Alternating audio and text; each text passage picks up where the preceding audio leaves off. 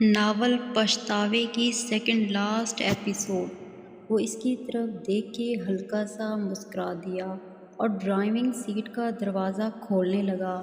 اس کا دوست بھی دوسری جانب فرنٹ سیٹ پر آ کر بیٹھ گیا تو اس نے چابی گھمائی اور کار کو آگے کی جانب بڑھا دیا۔ اچھا یار وجی، یہ بتاؤ اب آگے کا کیا پلان ہے تیرا؟ تو نے کیا سوچا ہے؟ وہ اس کی طرف چہرہ موڑتے ہوئے پوچھنے لگا۔ اس کے کیے گئے سوال پہ اس نے سابقہ انداز میں ایک مسکراہٹ اچھالی اور آگے کی جانب دیکھنے لگا۔ اوئے میں کیا کہہ رہا ہوں، اور تو شرمیلی معشوقہ کی طرح بس مسکرائے چلے جا رہا ہے۔ وہ متوقع جواب کے برعکس صرف اس کی مسکراہٹ پہ ہی چڑ گیا تھا، اس لیے تھوڑا جھنجھوڑ کر اب مکمل طور پر اس کی طرف مڑتے ہوئے بولا۔ اس کی جھنجھلاہٹ پہ اس کا ایک زوردار قہقہ بلند ہوا۔ ارے یار نعمان، اب کیا بتاؤں میں تجھے؟ اب کی بات؟ اس نے نعمان کو دیکھتے ہوئے پوچھا تھا۔ اوہو، اس کے ہونٹ سیٹی کی گول شکل میں ہوئے تھے۔ نعمان نے قدرے چونکتے ہوئے اسے دیکھا اور تھوڑی دیر اس کی طرف غور سے دیکھتے رہنے کے بعد اپنے سر پہ ہاتھ مارتے ہوئے ایک دم چلا اٹھا۔ ابے یار وجی، میں بھی کتنا بڑا گدھا ہوں، میری آنکھوں کے سامنے والی داستان میری عقل میں نہیں آ رہی۔ یار تو اپنے عشق کے علاوہ اور کیا سوچ سکتا ہے؟ اس نے سمجھدار بنتے ہوئے داد لینے والی نظروں سے اسے دیکھا۔ ہاں یار، گدھا تو واقعی ہی بہت بڑا ہے، اتنا کہ تجھ سے بڑھ کر کوئی اور ہو ہی نہیں سکتا، وہ گونجتی ہنسی کے ساتھ بولا۔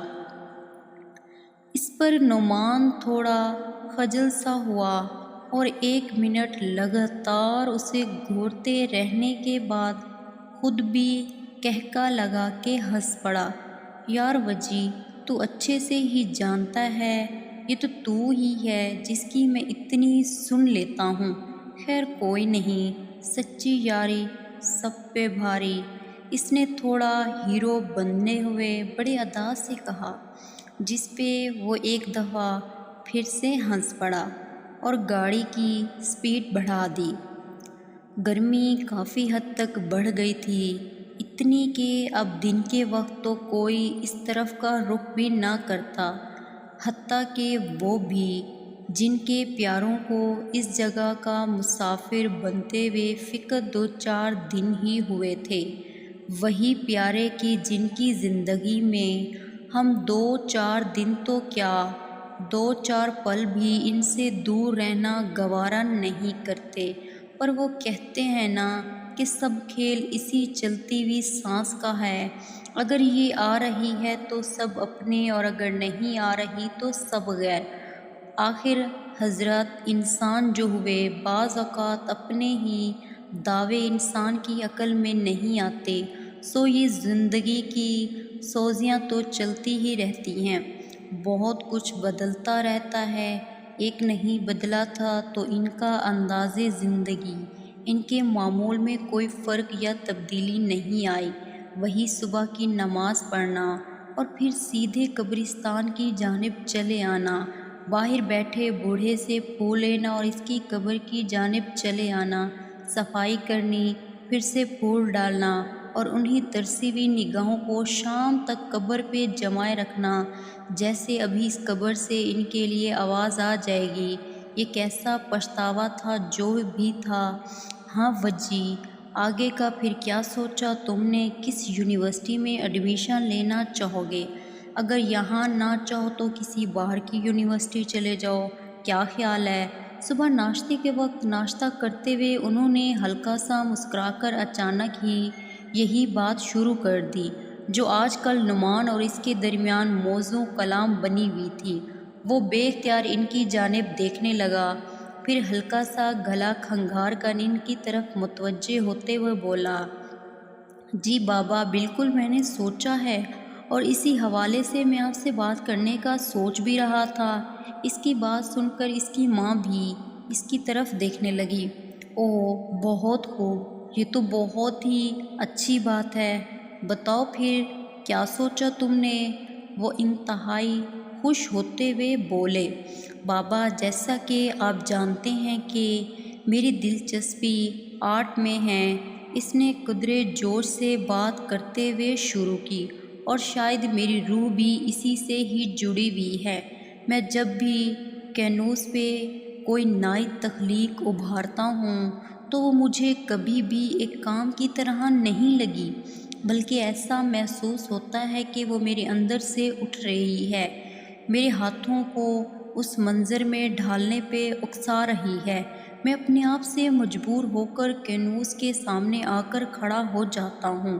میرا ہاتھ، میرا دل، میری روح برش تھامتے ہی اس جہان اور اس کی رعنائیوں سے بے نیاز اور لا تعلق سے ہو جاتے ہیں، حتیٰ کہ مجھے اپنے آپ کا بھی ہوش نہیں رہتا، بات کرتے کرتے جیسے وہ کسی اور جہان میں ہی پہنچا ہوا تھا۔ اور اس بات کا تو اب آپ کو بھی اندازہ ہو ہی چکا ہوگا۔ آخر وہ اپنی بات مکمل کرتے ہوئے اب حالیہ گزرنے والے واقعے کی طرف اشارہ کرتے ہوئے ہنس کر ان کی طرف متوجہ نظروں سے دیکھنے لگا، اور ایک دم ان کے چہرے کے تاثرات دیکھ کر چونک سا گیا اور سوالیہ نظریں ان کے چہرے پہ جما دی۔ اس کی بات سنتے سنتے لحظ بہ لحظ ان کے چہرے کے تاثرات بدلتے چلے گئے، اور اب آخر میں وہ انتہائی بگڑے ہوئے تاثرات کے ساتھ اسے دیکھ رہے تھے کہ جیسے انہیں ہرگز بھی اس بات کی توقع نہ ہو۔ ہاں بالکل، مجھے وہ تمہارا آخری بار والا پاگل پن کافی اچھے سے یاد ہے۔ انہوں نے اس کی بات کا آخری حصہ پکڑتے ہوئے اکھڑے لہجے اور طنزیہ انداز سے بات شروع کی۔ وہ حیرانگی سے ان کو بولتے ہوئے دیکھنے لگا، اور حلقے میں مجھے تو اس وقت ہی سمجھ جانا چاہیے تھا کہ تم کس قدر احمق ہو چکے ہو۔ صبح سے شام تک بغیر کچھ کھائے پیے اس تختے کے آگے وہ رنگ برنگے ڈبے رکھ کر اس کو اپنا قبلہ سمجھے غرق ہونے کو ہو۔ لیکن بابا، وہ حیرت سے مرنے کو ہو رہا تھا کہ یہ اس کے بابا کی ہی ہیں جنہیں اس کی ہر بات پہ فخر رہا، اور وہ اس کے گریڈز، رزلٹ شیٹس اور ٹرافیوں کو ہمیشہ اپنا قیمتی سرمایہ سمجھتے رہے، اور ان میں سے کئی ٹرافیاں اس کی بنائی گئی عمدہ ترین پینٹنگز پر ہی دی گئی تھی۔ لیکن وہ ایک بات بھول رہا تھا کہ اس کے بابا کو اگر اس پہ فخر تھا تو وہ صرف اس کی تعلیمی اسناد اور انہی پر دیے جانے والے اعزازات پر تھا۔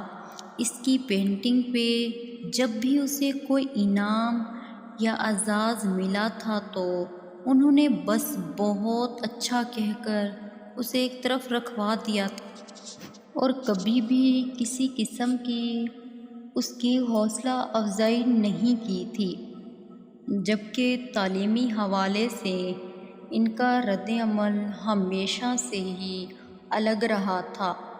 وہ اس کی چھوٹی سی چھوٹی اور بڑی سی بڑی کامیابی کو ہمیشہ ایک وسیع پیمانے پر سیلیبریٹ کرتے تھے۔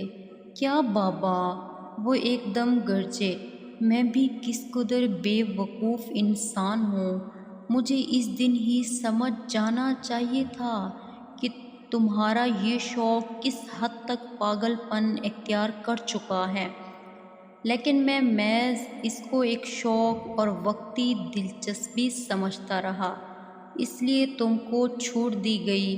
مگر تم لاسٹ ایپیسوڈ دیکھنے کے لیے اگلی قسط کا انتظار کریں۔ ویڈیو اچھی لگے تو اسے لائک کر دیں اور چینل کو سبسکرائب کر دیں۔ شکریہ۔